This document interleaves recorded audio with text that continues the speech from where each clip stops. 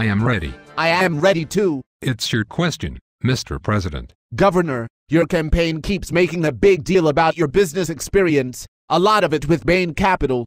You talk about how Bain was creating jobs and making profitable companies. Yet, when you get down to it, about 20% of the companies Bain took over actually failed.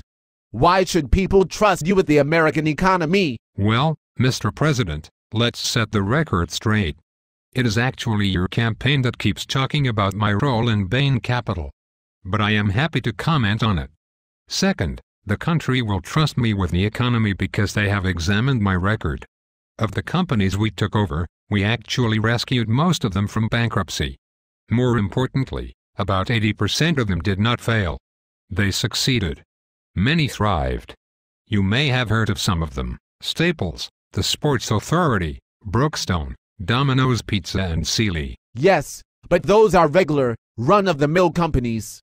You never started up any green energy companies. That's where the future is, you know. Mr. President, I've seen a list of some of your green energy companies. I can count at least 14 names of failed companies on it. The list begins with Solyndra and ends with failure. We have, by many expert accounts, 200 years worth of oil, gas and coal.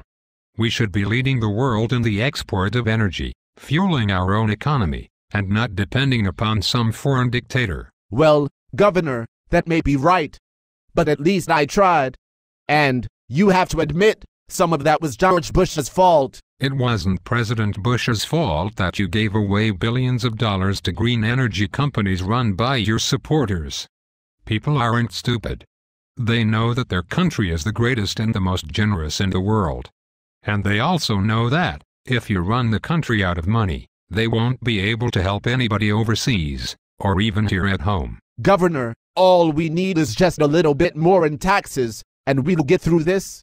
Everybody needs to sacrifice a bit more, including the very wealthy. Mr. President, the country does not have a revenue problem. It is a spending problem. There is not one family in our country that, when it has a problem with its income, does not immediately do everything it can do to cut expenses. Your administration, on the other hand, has done all it can do to grow the government, and not private sector jobs. Americans understand the foolishness of that approach, and will demonstrate that, overwhelmingly, in November.